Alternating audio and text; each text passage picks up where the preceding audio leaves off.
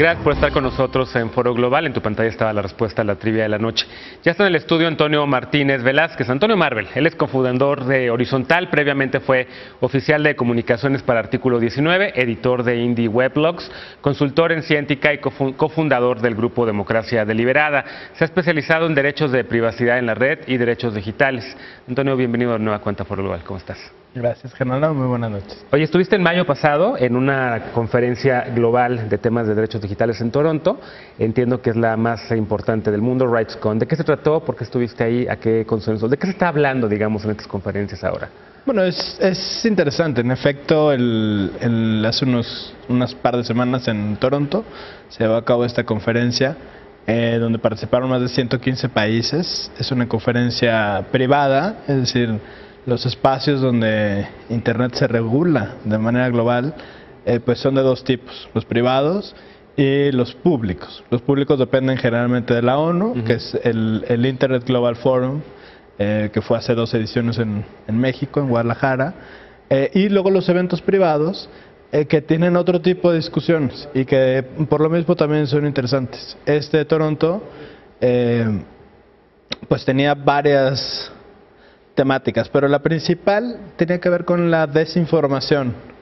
Fake news y todo esto. Sí, incluso mucho más amplio que fake news, pero cómo podemos combatir pues lo que está pasando, porque lo que está pasando no solamente impacta evidentemente en la esfera de los medios de comunicación o en la esfera de las noticias, sino que tiene otras vertientes que tienen que ver incluso con la arquitectura misma del Internet, con el gobierno de Internet a nivel mundial, con la participación o no de los estados en la regulación de esto, con la participación o no de las empresas y corporaciones digitales y con la cantidad de participación de la sociedad civil.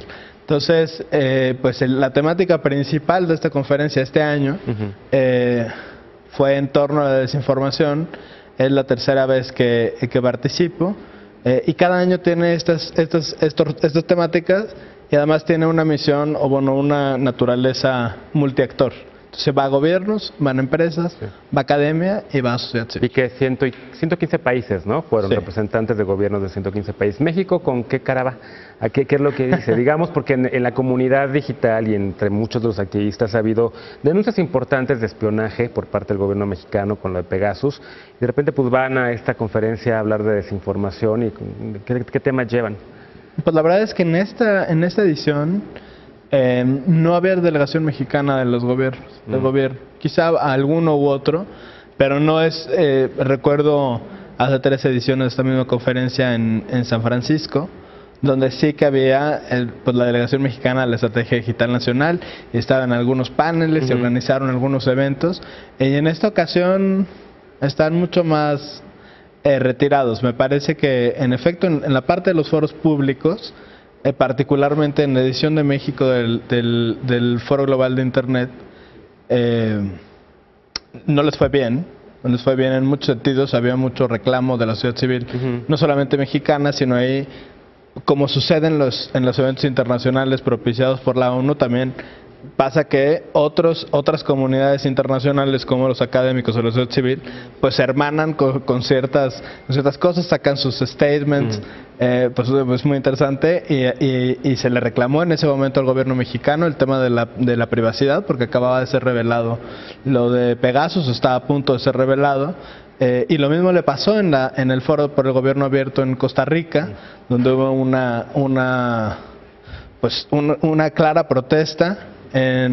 Abandonaron la sala toda la contraparte de la sociedad civil y técnica, y yo creo que eso ha ido relegando un poco a México a la participación en ese ámbito, porque ahora viene en la Unión Internacional de Telecomunicaciones, en la ITU, viene un congreso pronto donde están discutiendo cosas importantes en el tema de telecomunicaciones, donde desde luego el gobierno mexicano ahí sí que tiene una presencia fuerte. Ahí es un asunto solamente de los gobiernos que tienen asiento en esos espacios de toma de decisiones. Esa es vinculante para los gobiernos. Esa es vinculante. La de Toronto no era vinculante. No, en general todo el resto del ecosistema del gobierno de Internet a nivel global no es vinculante. La última vez que se quiso hacer algo más o menos vinculante fue el esfuerzo que hizo Dilma Rousseff en 2014 precisamente en respuesta a que ella fue espiada, Sí, me o que acuerdo. se reveló que fue espiada por el gobierno de Obama. Ella se reunió con el secretario general de la ONU y junto con la UNESCO organizaron una conferencia que se llamó Net Mundial, en la cual también participé como en la delegación mexicana de la sociedad civil, y que fue muy interesante. Ahí se planteaba sacar un consenso sobre las nuevas reglas de gobernanza de Internet y fracasó. O sea, al final, son espacios multiactor, las corporaciones, son temas como derechos de autor que tenían que ver con la OMC o con la OMPI, o sea, hubo un choque de tal magnitud y hubo, pues, ahí sí hubo una falta de talento político y diplomático para poder sacar ese acuerdo, y fracasó por completo. Oye, me encanta toda esta introducción y todos los temas que están discutiendo, pero también te había invitado para hablar de ¿qué pasa si yo te bloqueo en Twitter? ¿Qué pasa si yo te desamigo en Facebook o te dejo seguir en Instagram? Nada, porque somos dos amigos en la vida real que virtualmente si nos hacemos eso no pasa absolutamente nada, pero está el debate en Estados Unidos de qué pasa si tú eres un activista digital y eres uno de esos 87 activistas a los que Donald Trump tiene bloqueado. Bueno, recientemente una corte en Nueva York, una corte federal, resolvió un caso puesto por la Clínica de Derecho Público de Columbia, la NITE, de la Universidad de Columbia, que defendía a quienes habían sido bloqueados por Donald Trump desde la primera enmienda. La resolución es interesante por muchas razones. En primer lugar, creo que hay que aclarar, en los medios como que salió así, ya es declarado Internet una agora pública, no. Los jueces lo que dijeron fue que en el caso particular de Trump, como ellos, o sea, la cuenta de Trump, él mismo ha dicho que no es una cuenta personal, la ha usado para fines que solamente corresponden al presidente siendo presidente. Sí. Es decir, ha hecho diplomacia desde ahí, ha corrido a gente desde ahí, ha empleado a gente desde ahí. Y él y su ayudante, de apellido David Scavino, pues son públicamente quienes llevan eso, y además hay una decisión gubernamental al respecto. Entonces lo que dice la resolución es: este espacio es un foro gubernamental, está lo suficientemente operado por el gobierno para que lo que sucede sea considerado un debate público. Eso es importante, porque delimita. La primera enmienda en Estados Unidos no aplica a los entornos privados, solamente a los entornos públicos, y por eso siempre está judicializada. Porque hemos visto miles durante todo el siglo XX, pues ir y venir de la primera enmienda y todos sus precedentes. Y en el caso de Trump lo que dicen es: esto es un espacio suficientemente gubernamental para ser considerado un debate público. Y lo que dice, o lo que resuelve, es decir que es inconstitucional, porque le impide a la persona que quiere ver las comunicaciones de Trump o que quiere interpelar a Trump sobre lo que está diciendo, es decir, expresar su desacuerdo, la función de block. Y además, bueno, uno que es nerd, pues le gusta leer toda completa. Hace también una distinción entre el mute o el silenciador y el bloqueo. Y lo que dicen es: el mute no es inconstitucional.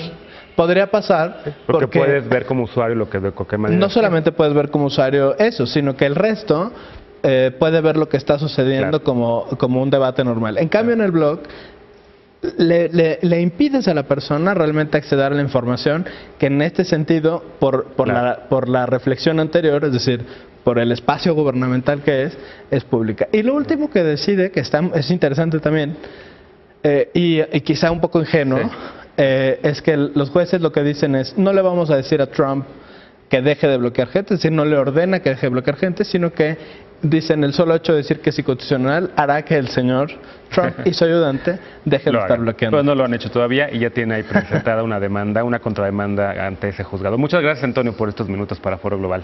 Gracias. Mejor hay que mutear en lugar de bloquear. Muchas gracias por habernos acompañado esta noche en Foro Global. Soy Genaro Lozano, te invito para que continúes con mi compañero Ori Camacho en las noticias, y yo te espero mañana en punto de las 11 de la noche para una nueva emisión de Foro Global, y por lo pronto, muy buenas noches.